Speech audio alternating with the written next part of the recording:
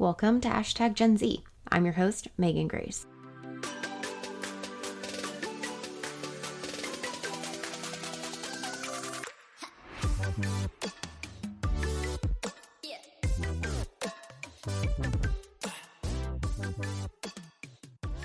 #Gen Z is a podcast about, as you guessed it, Generation Z, the generation of young people born between 1995 and 2010. It's about who they are, what they believe in, why they do what they do, and what makes them different than any other generation. In this episode, we're kicking off a two-part series about post-graduation plans among Generation Z young adults. As Generation Z teens are approaching the end of their K-12 education, they're faced with the decision of what's next after graduation. For most, young people may enter college in some capacity, they might enter the workforce, or possibly join the military. In the last 30 years, the number of young people in the United States who've chosen to go to college has steadily risen. The Pew Research Center tracked this by generation in a 2017 study. In 2000, 32% of employed Gen Xers, so Generation Z's parents, aged 25 to 29 had a bachelor's degree. In 2016, 40% of employed millennials between the ages of 25 and 29 had at least a bachelor's degree, which is the highest of any previous generation. But the big question is if this trend of more young people attending college will continue with Generation Z. I don't anticipate the trend of young people attending college will decrease with Generation Z, but there may be more conversation about the relevancy and necessity of their traditional path of attending college right after senior year. Some may take the time to explore their passions and interests by taking a gap year before enrolling. Lee Obama did this before enrolling at Harvard.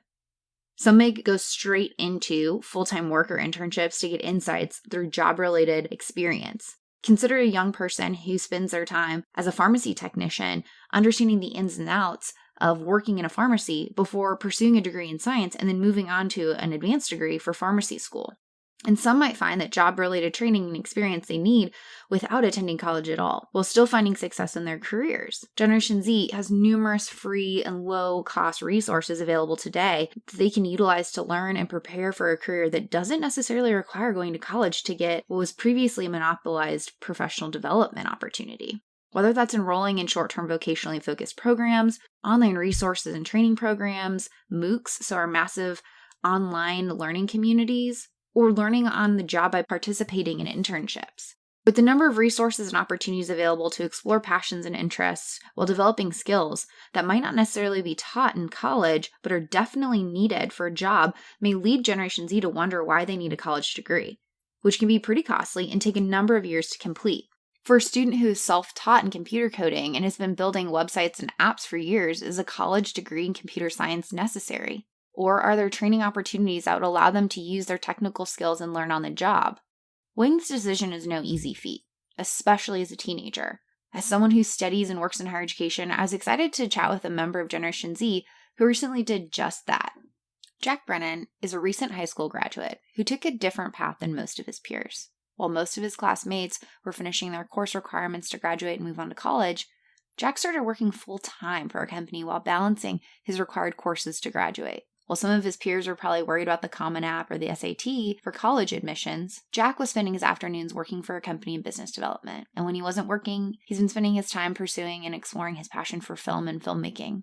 My path at that age could not have been more different, and I was excited to learn more about his experiences and hear his story, and I'm excited to share it with you. Hi, I'm George LaRocque, and I'm looking forward to exploring the critical trends shaping the future of work and technology with you over on the Work Tech podcast. Now, this podcast is a little different. I bring together industry leaders, innovators, and investors, and we go deep into market intelligence that matters to HR pros and tech providers alike. So give the Work Tech podcast a listen here on the Work Defined Podcast Network, and please subscribe if you like it. See you there.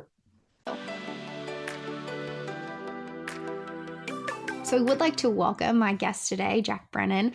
Jack is an incredible young man. I was so excited to be able to be connected with him through one of my good friends and learn a little bit more about his story. So Jack is on his way to graduating from high school, and he's actually been working full time for a little while, but I want to turn it over to Jack so he can tell you a little bit about his story. Yeah, thank you so much, Megan. Thank you for having me on today. So I'm from Ohio. I grew up in Cleveland for half of my childhood, spent a year in Florida, and then I've been in Columbus for about 7 years now. And just a little bit about myself. So like as a kid, I was never one to ask permission to do things. I would always do things on my own. Like I never asked my parents if I could go to the park and play with my friends. I would just go. And I think this is evident in my career choices and where it's kind of led me to today. But in my sophomore year of high school, I was feeling a little bit trapped in the whole system of school and life. And so I wanted to kind of take a new adventure. And I moved to Spain as an exchange student for my junior year of high school. And there I started doing freelance work like website building, social media management, copywriting, all sorts of stuff, which kind of launched my career to where it is today. And when I got back to the US, one of those connections that I had made from freelance work, connected me with this company called TopScore. And they were looking to hire a business development representative full time back in September. And so I reached out to them.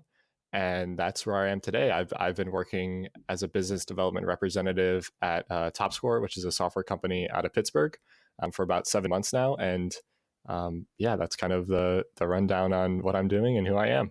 Jack, that's incredible. First of all, you studied abroad and just charted your course at sophomore year of high school. I was like, will I pass my driver's test when I was a sophomore? So we had clearly different priorities, but I think it is just so fascinating that you've really taking this route, because I work in higher education. And so I see a lot of college going students, and really I'm pretty familiar with the everyday typical life of a 12th grader. At one point I was one, but what's a typical day for you? Because you've been working full time since September. So what does a day in the life of Jack Brennan look like? Right. So I'm in school in the mornings until about 10:45 a.m. And that's about 3 classes each day. And then I come home and I start working right around 11 o'clock. My internal team meetings start, and then I kind of, have meetings scheduled throughout the day, and I'll work until about, 6 or 7 p.m. Eastern time. And then from there, I'll launch into my other side projects that I'm doing. If I have any more freelance projects that I'm working on, or any sort of videography, video editing, or personal projects, I'll work on that, past 6 or 7 p.m. But in between that time, it's, I'm dedicated to my role at TopScore and everything I'm doing there. How did you work it out with your high school because you have a unique structure of you go to class for a few hours a day and then you work full time. So what was the process of going about that with your high school? Because I'm sure after people listen to your story, they're probably going to want to know if that's something they're interested in, how do they go about doing it themselves? Yeah, exactly. So I think it depends on each state. And I think it's easier to do if you're in a public school like I am. But I was fortunate enough that my school was willing to work with me to set my schedule. So, I have the 3 classes that I need to graduate in the morning. And then my work actually counts as another credit, which is great. And so I was just really fortunate enough to have my school be really cooperative and work with me to set my schedule and allow me to work full time. And so I think it's definitely easier to do in a public school, but yeah, I think it's just a matter of reaching out to your school. And, if you want to work while you're still in high school, it's completely possible. That's great. I'm glad that your high school was really willing to help you go about like this career path for you and be flexible in what you wanted to do. Do you have a lot of other peers from your school or maybe in the local area that are doing something similar? Sort of. So I know of people who might be taking like 5 classes, and, they might get out of school at 1 or 2 in the afternoon, and then they work part-time jobs, like normal teenage jobs, like working in a restaurant or at a grocery store or at a local business or something. But then I know people who have done like part-time internships at companies here in Columbus, and that they might do that after school, or they might have a schedule set where they have like 4 or 5 classes and then they go do the internship. But I can't really think of anybody who is holding like a true full-time job like I am. So yeah, there's definitely people who are doing somewhat similar things like that, where they're dedicating more time to like their part-time job or internship. But I can't think of anybody who holds like a full-time job like I do. I'm just still blown away by it. Do you feel that there's a lot of, or, do you have peers that are doing the internship? Do you think that that's something that's more common with people your age of taking on an internship? Most people are doing that when they're in college or even right after college. So do you think that there's more high school students more moving towards finding internship opportunities and trying to utilize that to supplement their high school experience? Yeah, definitely. I think there's definitely a tendency for people my age to, especially, as a 12th grader, to start looking into more of what they're passionate about and things that they're interested in. And I think for some people that might, include doing an internship at a marketing company, for example, or doing an internship at a video production company.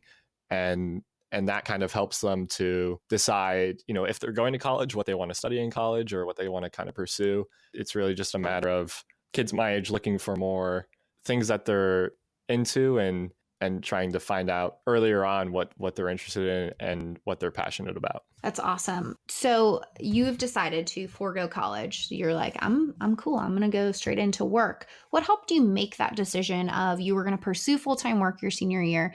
And kind of lead me through your thought process and your decision-making process of ultimately how you came to deciding that you were going to forego college for the time being. Yeah, so I think it was a combination of two things. And the first was, when I started my freelance career and started to talk to other people and other entrepreneurs and kind of find out what their stories were and their timelines, I found not going to college or not having a college degree was a very viable option in today's marketplace, especially for somebody who has an entrepreneurial mindset and wants to, get things done and is hungry and ambitious.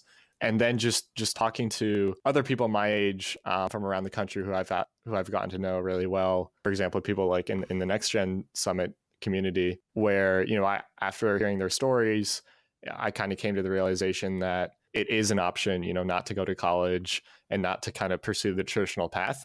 And then once I started, actually working full time during my high school career and seeing the results that I could produce and getting my foot in the door at a company and kind of seeing like how things really operated, that kind of gave me the confidence to say, okay, yeah, college is really something that I don't really need right now, especially for what I'm interested in and the position I'm in to kind of launch my career and my future.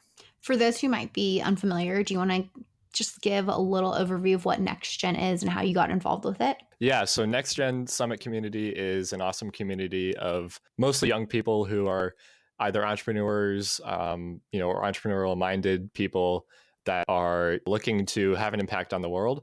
And it's just this awesome community. They host a yearly conference called the Next Gen Summit. I definitely encourage for people to check it out. I've met so many fantastic people in a wide array of industries and professions and students and professionals that are just really inspiring and kind of took their stories, and that had a really big influence on me and where I am today. That's great. I'm glad you've been able to find that sense of community with young people and mentors that want to support your growth. And that kind of leads me to my next question.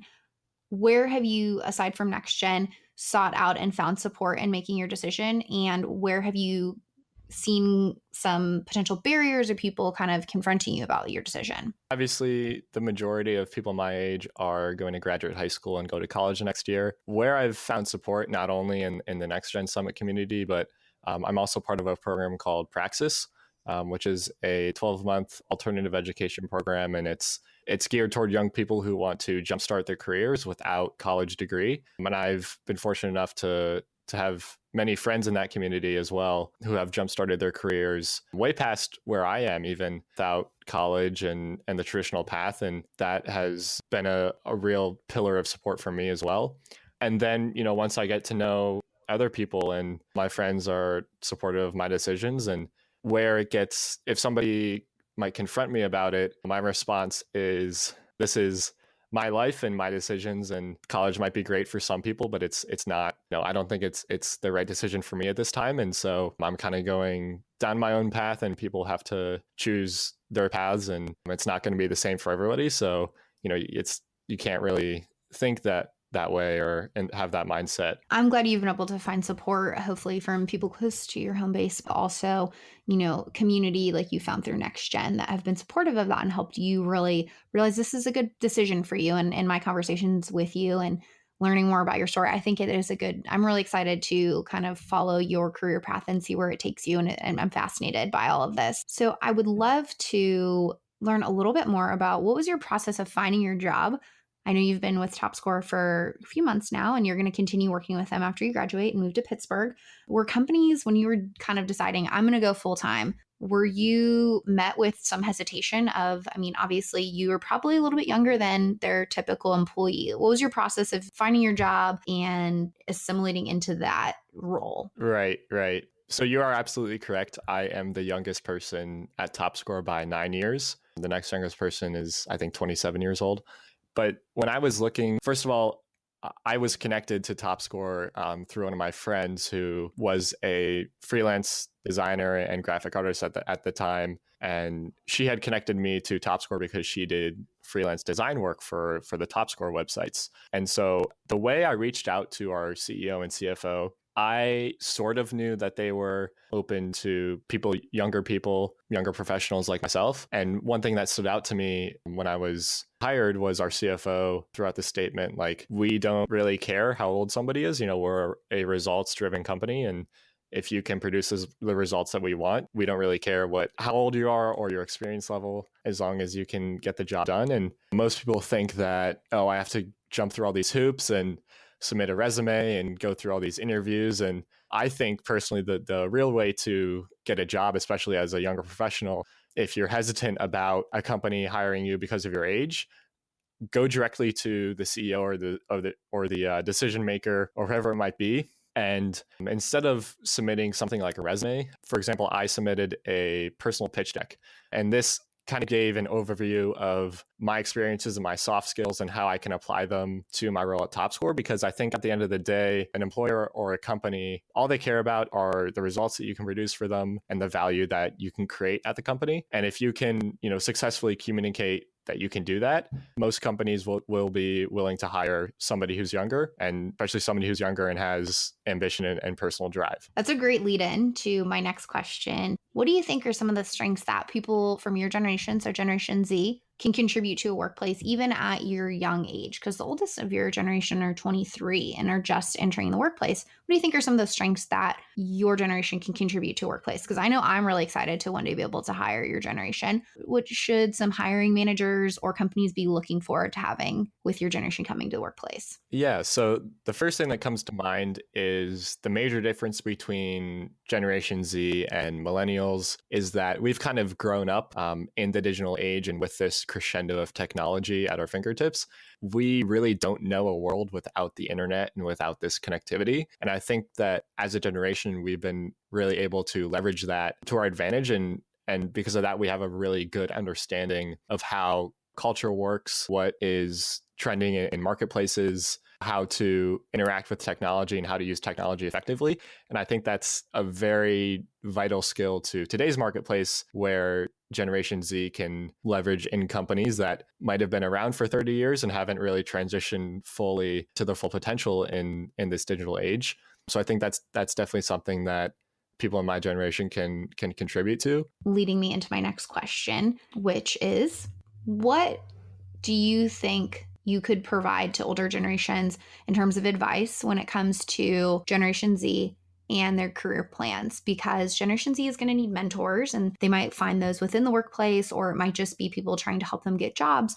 But what advice do you have for those older generations when it comes to helping foster Gen Z and their career plans and their futures to help support them achieve the dreams? I mean, it sounds like you've had some people really cheering you on and have helped you get to where you are, but we want to help all generations be multi-generational in their organizations and be effective in those multi-generational organizations. So what advice do you have? I totally agree with you on that point. I think to older generations, a lot of people have this perception that Generation Z does not know how to effectively communicate with people, face-to-face communication. They think that we're always addicted to screens and technology. And that's really, in my experience, for the most part, that's not the case. I think that our generation really has the leverage to understand how culture works in this digital age. And I think that, if older generations can understand that Generation Z has a totally different perspective on the world, that's with this connectivity and this use of technology and culture that can really drive different interests and different ambitions. I think we're going to slowly see my generation moving away from more traditional career paths to kind of forging their own paths in this new age of technology, just because we know how to interact with it and use it to our advantage. The main piece of advice I would give to older generations looking to help Generation Z would be understand that Generation Z doesn't necessarily want to follow the traditional paths. There's a lot of different things that our generation understands that can help us forge our careers that maybe wasn't possible in the past. And I have a question. As you were thinking about what you were looking for in a job, because it was a big decision for you to make, to decide, I'm not going to go to high school full time. I'm going to start working full time and balance this with high school. And then I'm going to forego college and I'm going to go kind of forge my own path again and go into full time work. It's a big decision. What were the things you were looking for in your career search, in your job search, and what attracted you to your current position? So I think most people have this conception that when they're starting their careers, they want to find an industry or like a very specific role that they want to be interested or passionate about. And I think that's not necessarily the right approach. I think the right approach is to find a company or a group of people that you're passionate about working with and find interesting, and then find a way to contribute to that group of people or that company or that industry, find a way to contribute to that group of people and that industry or that company without pigeonholing yourself into, oh, I need to get into this specific role. I think the most important thing when looking for a job when you're starting your career is a company and a group of people that you're interested in. So when I was interviewing with TopScore, I knew they were looking to hire a business development representative. And I knew that TopScore has a great company culture and a great team. And I knew I wanted to be a part of it. And so since they were looking to hire a business development representative,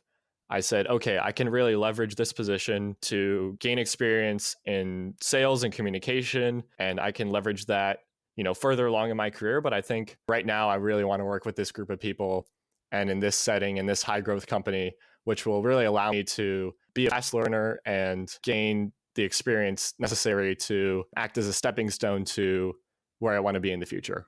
I think it's so important that you were able to recognize that culture is such a huge part of your work and is a huge part of your work-life happiness. And I'm sure that that was something you were looking forward to, not only an organization you care about, but people that you can connect with every day. And it wasn't just, I need to find a job. I'm glad you spent the time finding a good fit for you, because I think it's going to be a good option for you. And I'm excited to see your career grow and follow your story some more. So Jack, that leads me to my last question. As you know, I love hearing about Generation Z stories. I love doing this research and I love being able to hang out with awesome Gen Z members like yourself. But I would love to hear from your perspective. What is your favorite thing about your generation? What's your favorite thing about Generation Z? That's a good question.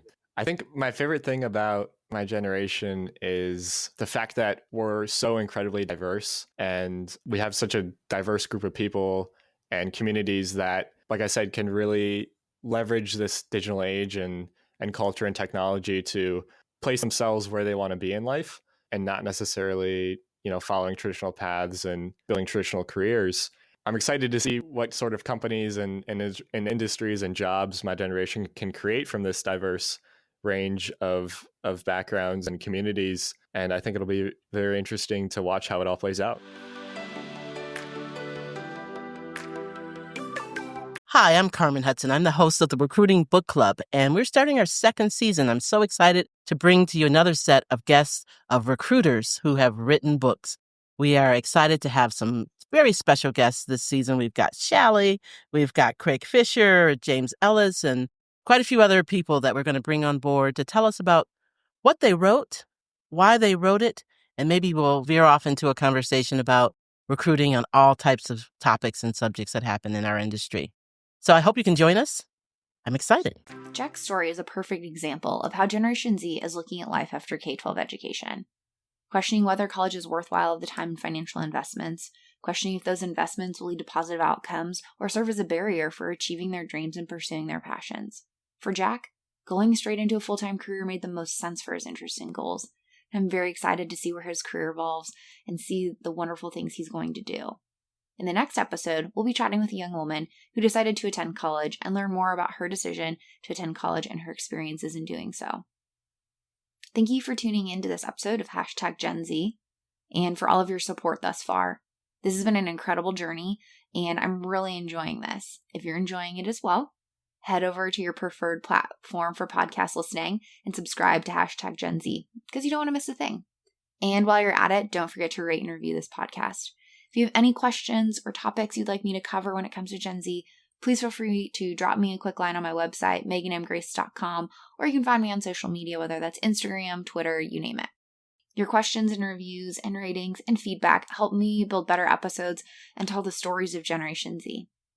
Thanks again. Let's continue this conversation, and we'll chat soon.